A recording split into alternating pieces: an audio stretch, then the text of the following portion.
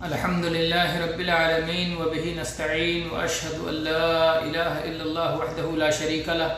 وأشهد أن محمدا عبده ورسوله صلى الله عليه وعلى آله وصحبه وسلم تسليما كثيرا. أما بعد،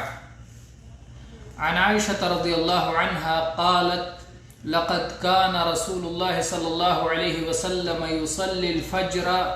فتشهد معه نساء من المؤمنات متلفعات بمروطهن ثم يرجعن إلى بيوتهن ما يعرفهن أحد من الغلس. أخرجه البخاري في المواقيت باب وقت الفجر،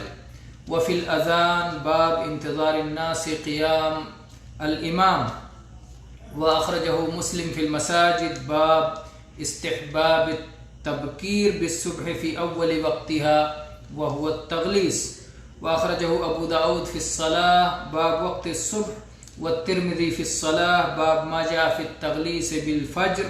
والنسائي في الصلاة باب التغليس في الحضر، وابن ماجہ في الصلاة باب وقت صلاة الفجر. گرامی قدر حضرات و خواتین، عمدۃ الاحکام کے درس کا یہ سلسلہ جو اللہ کے فضل و کرم سے جاری ہے، کتاب الطہارہ کی تکمیل کے بعد کتاب الصلاح کی دوسری حدیث آج ہم پڑھ رہے ہیں، جو مواقیت سے متعلق ہے، یعنی وقت صلاح سے متعلق ہے، جو صلاح کی ایک اہم شرط ہے. طہارت صلاح کی ایک شرط ہے اور ایک وقت کا داخل ہونا، وقت کا شروع ہونا شرط ہے. سب سے پہلے مؤلف نے وہ حدیث ذکر کی جس میں صلاۃ فجر کے وقت کا بیان کیا گیا ہے. صلاۃ فجر کا وقت آپ جانتے ہیں کہ فجر صادق کے طلوع ہو جانے کے بعد سے طلوع آفتاب سے پہلے تک کا فجر کا وقت ہے. فجر دو طرح کا ہوتا ہے، ایک فجر کاذب اور ایک فجر صادق. فجر کاذب میں روشنی اوپر آسمان کی طرف، بلندیوں کی طرف نظر آتی ہے اور پھر دھیرے دھیرے وہ روشنی ختم ہو جاتی ہے، اندھیرا واپس لوٹ آتا ہے. یہ فجر کاذب ہوتا ہے. اور فجر صادق یہ ہوتا ہے جس میں روشنی افق پر پھیل جاتی ہے. افق پر یعنی مشرق و مغرب میں پھیلنے کے بجائے افق میں شمال و جنوب کی سمت میں روشنی پھیلتی ہے، اور وہ روشنی بڑھتے بڑھتے بلند ہوتے ہوتے یہاں تک آتی ہے کہ سورج نکل آتا ہے، آفتاب طلوع ہو جاتا ہے. یہ فجر صادق ہے. تو فجر صادق کے بعد، طلوع فجر صادق کے بعد اس کا وقت شروع ہوتا ہے اور طلوع آفتاب تک رہتا ہے. آفتاب طلوع ہونے لگا اور صلاۃ کے پڑھنے کی ممانعت ہو جاتی ہے. یہ اس تعلق سے یہ حدیث عائشہ رضی اللہ عنہا بیان کرتی ہیں: لقد كان رسول اللہ صلی اللہ علیہ وسلم يصلي الفجر. رسول اللہ صلی اللہ علیہ وسلم فجر کی صلاۃ ادا کرتے تھے، صلاۃ فجر پڑھتے تھے. فتشهد معه نساء من المؤمنات، تو آپ کے ساتھ صلاۃ فجر باجماعت ادا کرنے کے لیے ایمان والی کچھ عورتیں بھی حاضر ہوتی تھیں. نساء من المؤمنات، کچھ ایمان والی خواتین بھی فجر کی صلاۃ باجماعت ادا کرنے کے لیے مسجد نبوی میں حاضر ہوا کرتی تھیں. متلفعات بمروطہن، مروط یہ مرط کی جمع ہے جس کے معنی چادر. وہ چادر جس پہ چھاپ ہو، مختلف رنگ ہوں، مختلف دھاری ہو، مختلف رنگوں کی دھاری ہو، اور وہ چاہے اون کی ہو چاہے ریشم کی چادر ہو، ریشمی چادر ہو، اونی چادر ہو، دھاری دار ہو یا چھاپ اس پہ ہو، تو اس کو مرط کہتے ہیں. اس کی جمع ہے مروط. اور متلفعات یعنی لپیٹے ہوئے. مختلف الفاظ آئے ہیں، کہیں متلففات ہے اور کہیں متلفحات ہے، ملتحفات ہے، اور سب کا معنی ایک ہی بنتا ہے کہ وہ لپیٹے ہوئے، چادروں کو لپیٹے ہوئے فجر پڑھنے آیا کرتی تھیں. تلفع کے معنی میں اہل علم نے یہ ذکر کیا ہے کہ اس لپیٹنے کو کہا جاتا ہے जिसमें सर पे भी लपेटा गया हो, यानी अगर सिर्फ गर्दन से नीचे लपेटा गया हो तो वो मुल्तहिफ, जब लिहाफ ओढ़ने को कहा जाए तो उसमें सर शामिल नहीं होता, लेकिन जब तलफ़्फ़ुअ का लफ्ज़ इस्तेमाल किया जाए तो सर भी उसमें शामिल होता है। यानी एक बड़ी चादर को ओढ़ के आया करती थी जिससे उनका सर भी ढका होता था और उनका पूरा जिस्म भी ढका होता था। तो मुसलमान ख़वातीन, अहले ईमान ख़वातीन रसूलुल्लाह सल्लल्लाहु अलैहि वसल्लम के साथ सलाते फ़ज्र बाजमात अदा करने के लिए मस्जिद नबवी में हाजिरी देती थी। आयशा रज़ियल्लाहु अन्हा का ये बयान है। फिर कहती हैं सुम्मा यरजिअना इला बुयूतिहिन्ना, फिर वो ख़वातीन अपने घरों को लौटती थीं, मा यअरिफुहुन्ना अहदुम मिनल गलस, तारीकी की बिना पर उन्हें कोई पहचान नहीं सकता था। तो ये गोया फजर का वक्त बयान कर रही हैं कि फजर नबी करीम सल्लल्लाहु अलैहि वसल्लम तारीकी ही में पढ़ते थे, यानी फजर तुलू हो गया, फजर की रोशनी फैलने लगी, लेकिन अभी रोशनी इतनी नहीं हुई कि खूब रोशन हो जाए, बल्कि रात का कुछ अंधेरा और फजर का कुछ उजाला दोनों मिला जुला है, जिसकी वजह से पहचान नहीं हो पाती है, कोई उन्हें पहचान नहीं सकता था। क्या मतलब है उन्हें कोई पहचान नहीं सकता था? इसका एक माना तो ये है कि सिर्फ उनकी सूरत या उनका हयोला या उनका जिस्म दूर से नजर आता था या चंद साए चलते हुए नजर आते थे, लेकिन ये मर्दों के साए हैं, मर्दों के जिस्म हैं या औरतों के जिस्म हैं, पता नहीं चलता था कौन है, कौन जा रहा है। अंधेरे की वजह से मालूम नहीं होता था कि कौन जा रहा है। आज की तरह से जैसे हर जगह लाइट होती है, रोशनियां होती हैं, खंबे जो है बिजली के लगे हुए हैं, और ऐसा उस वक्त जमाने में तो नहीं था। तो जाहिर बात है उस वक्त जो तबई फितरी उजाला या अंधेरा होता था सूरज के जरिए से, रात का जो अंधेरा फैला होता था फजर की रोशनी के जरिए से, वो अंधेरा धीरे धीरे खत्म होता था, लेकिन जब तक सूरज ना निकल जाए तब तक वो अंधेरा पूरी तरह से खत्म नहीं होता था। और फजर के इब्तिदाई वक्त में जब रात के अंधेरे बाकी रहते थे तो एक सूरत तो ये हुई कि उन्हें कोई पहचान नहीं पाता था, यानी ये मर्द हैं कि औरतें हैं, बस दूर से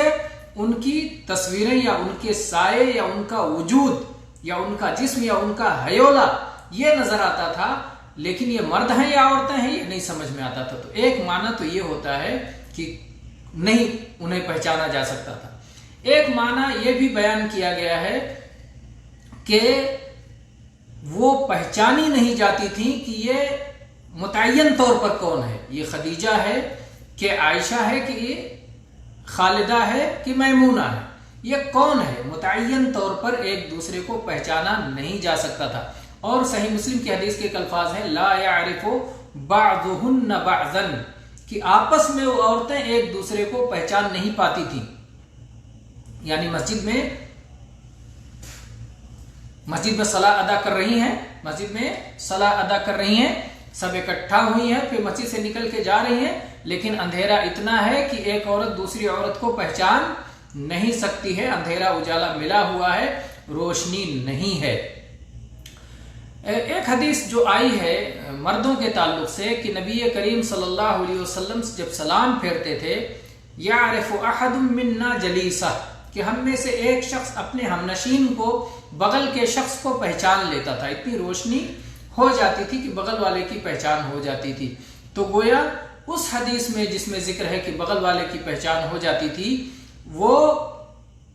हदीस और इस हदीस में कोई टकराव नहीं है। वो जो पहचान हो जाया करती थी, जो बिल्कुल करीब में दो शख्स आ जाएं तो एक दूसरे को पहचान जाते थे, और इसमें जिसका जिक्र है वो दूर से अगर कोई देखे तो पहचान न सके, उसका बयान है।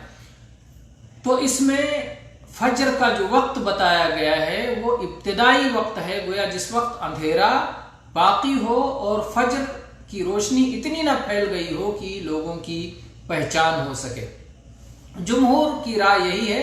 कि फजर का वक्त गलस ही में है, जबकि अभी तारीकी बाकी हो, तुलुए फजर जरूर हो गया हो लेकिन तारीकी बाकी हो, तो यही अफजल वक्त है। इब्तिदा में ही सलाते फजर की अदायगी अफजल है। اور جابر رضی اللہ عنہ کی حدیث بھی اس معنی میں آئی ہے کہ کان النبی صلی اللہ علیہ وسلم یصلی الصبح بغلس،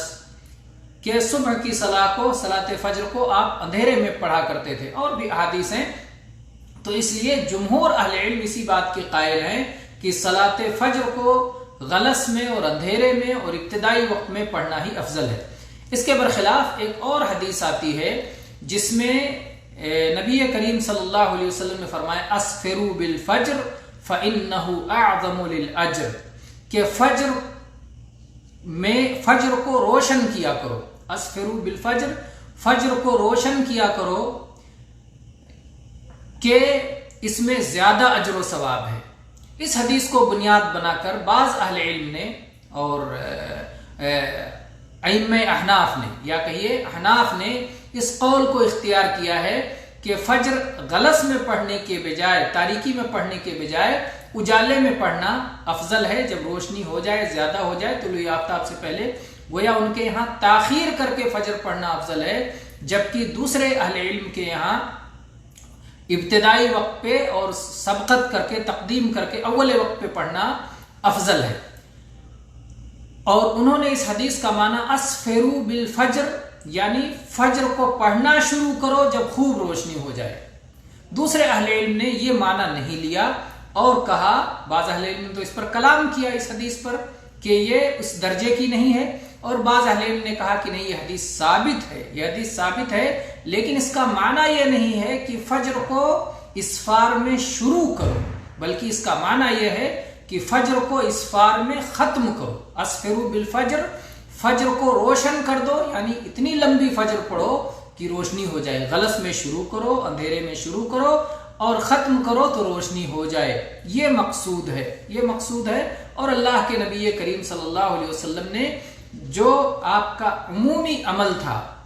وہ یہ تھا کہ آپ غلس میں ہی پڑھتے تھے، تاریکی میں پڑھتے تھے، اور کئی احادیث اس پر دلالت کرتی ہیں کہ آپ اندھیرے میں ہی پڑھتے تھے اور طویل پڑھتے تھے۔ تو اس کے بارے میں تو آیا ہی ہے کہ آپ کبھی کبھی 100 آیات تک تلاوت کیا کرتے تھے، تو فجر کی صلاح آپ طویل پڑھتے تھے، اس کی وجہ سے روشنی ہو جاتی تھی۔ لیکن یہاں عائشہ رضی اللہ عنہ یہ ذکر فرما رہی ہیں کہ آپ جب سلام پھیرتے تھے، پڑھ لیتے تھے، اور عورتیں جلدی سے اٹھ کے جانے لگتی تھیں، عورتیں زیادہ دیر فجر میں رکتی نہیں تھیں، فجر ختم ہوئی اور نکل گئی، تو اس وقت جب وہ جاتی تھی تو ابھی اندھیرا ختم نہیں ہوتا تھا، پوری طرح روشنی نہیں ہوتی تھی۔ اس سے معلوم ہوتا ہے کہ غلس میں شروع کرے اور بہت اسفار سے پہلے بھی ختم کیا جا سکتا ہے، یعنی ابتدائی افضل ہے، ابتدائی افضل ہے، لیکن اگر کبھی اسفار کیا جائے تو وہ زیادہ افضل ہے۔ اور جہاں تک جواز کا مسئلہ ہے تو ظاہر بات ہے طلوع آفتاب سے پہلے تک کا وقت جائز ہے، تو جواز میں کوئی مسئلہ نہیں ہے کہ کب سے کب تک پڑھنا جائز ہے، البتہ اختلاف افضلیت میں ہے۔ اول وقت جمہور کے یہاں افضل ہے اور احناف کے یہاں آخری وقت افضل ہے، اور جمہور کی رائے ادلہ کی بنا پر جمہور کی رائے ہی درست معلوم ہوتی ہے۔ اور اس حدیث کا مفہوم یہ ہے کہ فجر کو غلس میں شروع کیا جائے اور اسفار میں ختم کیا جائے، یہ اس کا سب سے صحیح معنی اور سب سے قوی معنی معلوم ہوتا ہے۔ تو یہ ایک رہا مسئلہ وقت صلاۃ فجر کا۔ اس حدیث میں جو دوسرا مسئلہ ہے وہ عورتوں کی مسجد میں حاضری کا، کہ عورتیں نبی کریم صلی اللہ علیہ وسلم کی مسجد میں فجر میں حاضر ہوتی تھی، فجر میں حاضر ہوتی تھی۔ اس سے معلوم ہوتا ہے کہ عورتوں کو اجازت ہے، مسلمان عورتوں کو، مسلمان خواتین کو مسجد میں پہنچ کر کے صلاۃ باجماعت پڑھنے کی اجازت ہے۔ شرط یہ ہے کہ نہ ان کو کسی قسم کے فتنے کا خوف ہو، نہ ان کی ذات سے دوسروں کو کسی قسم کے فتنے کا خوف ہو، وہ تمام شرائط اور آداب کا لحاظ کر کے مسجد میں پہنچیں، وہ بن سنور کے اور اپنی زینت کا اظہار کرتے ہوئے مسجد نہ آئیں، وہ خوشبو وغیرہ لگا کر کے جس کی وجہ جو فتنے کا باعث ہو ایسا کرتے ہوئے مسجد نہ پہنچیں۔ تو مسجد اگر وہ آنا چاہیں اور مسجد میں پہنچ کے صلاۃ پڑھنا چاہیں تو اس کی اجازت ہے، البتہ گھروں میں پڑھنا ان کے لیے افضل ہے۔ بیوتہن خیر لہن، ان کے گھر، ان کے لیے ان کے گھر میں پڑھنا بہتر ہے۔ اگر کوئی یہ کہے کہ ہو سکتا ہے عورتیں آتی ہوں پڑھ کے چلی جاتی ہوں، رسول اللہ صلی اللہ علیہ وسلم کو اس کی خبر نہیں ہوتی تھی اسی لیے یہ دلیل نہیں بن سکتی، تو ایک تو یہ بات بعید ہے کہ رسول اللہ صلی اللہ علیہ وسلم کے پیچھے عورتیں صلاۃ ادا کریں اور اللہ کے نبی صلی اللہ علیہ وسلم کو خبر نہ ہو، یہ بات بعید ہے۔ دوسری بات یہ کہ اگر کوئی ایسا مسئلہ ہو جو نبی صلی اللہ علیہ وسلم کے زمانے میں کیا جاتا ہو اور رسول اللہ صلی اللہ علیہ وسلم کو خبر نہیں ہوئی، تو اللہ تعالیٰ کو تو خبر تھی، اگر وہ مسئلہ درست نہیں ہوتا تو اللہ تعالیٰ اس سے متعلق قرآن پاک میں آیت نازل کر کے روک دیتا، جیسا کہ صحابہ کرام اس چیز کو دلیل بنایا کرتے تھے۔ جابر رضی اللہ عنہ کی حدیث ہے کننا نعزل والقرآن ینزل، کہ ہم عزل کیا کرتے تھے اور قرآن کا نزول ہو رہا تھا، یعنی اگر عزل کرنا ممنوع ہوتا، حرام ہوتا، تو قرآن پاک میں اس کی ممانعت آ گئی ہوتی، کیونکہ اللہ تعالیٰ کو تو ساری چیزوں کا علم ہے۔ تو اللہ تعالیٰ کے سکوت کو بھی اہل علم نے دلیل بنایا ہے، اس لیے جب اللہ کے نبی صلی اللہ علیہ وسلم نے مسجدوں میں حاضر ہونے سے عورتوں کو نہیں روکا، تو پھر دوسرے کسی شخص کو یہ حق نہیں ہے کہ عورتوں کو وہ مسجد میں حاضر ہونے سے منع کرے۔ اور پھر صاف صاف حدیث بھی آئی ہے، اللہ کے نبی صلی اللہ علیہ وسلم کی واضح اور صاف لفظوں میں حدیث ہے لا تمنعوا اماء اللہ مساجد اللہ، اللہ کی بندیوں کو اللہ کی مسجدوں میں حاضر ہونے سے مت روکو۔ شوہر سے اجازت لے کے جانا ہے تو شوہر کو گویا کہا جا رہا ہے، یا اسی طرح سے اگر شوہر والی نہیں ہے، وہ کسی کی بیٹی ہے، اور تو پھر اس طرح سے وہ اپنے والد سے یا اپنے سرپرست سے اجازت لے کر کے جائے گی، تو اجازت لے کر کے ہی وہ مسجد میں جائیں، اور جب وہ اجازت لیں تو انہیں روکا نہ جائے، شرط ان شروط کا اور آداب کا خیال رکھیں جو مسجد میں خواتین کی حاضری کے اور خواتین کے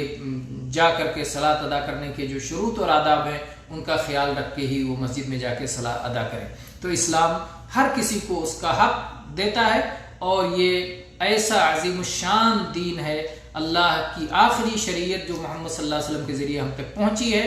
یہ تمام زمان و مکان کے لیے ہے، اور اللہ تعالیٰ نے اس میں جو خیر و برکت رکھی ہے وہ خیر و برکت سے وہی بھرپور فائدہ اٹھا سکتے ہیں جو اس کو سیکھیں اور اس پر چلیں۔ اللہ تعالیٰ انہیں پاکیزہ زندگی سے نوازتا ہے۔ اللہ تعالیٰ ہم سب کو اسلام سیکھنے، اسلام کے مطابق عمل کرنے کی توفیق عطا فرمائے اور اسے ہم سے قبول فرمائے۔ آمین۔ وآخر دعوانا ان الحمد للہ رب العالمین۔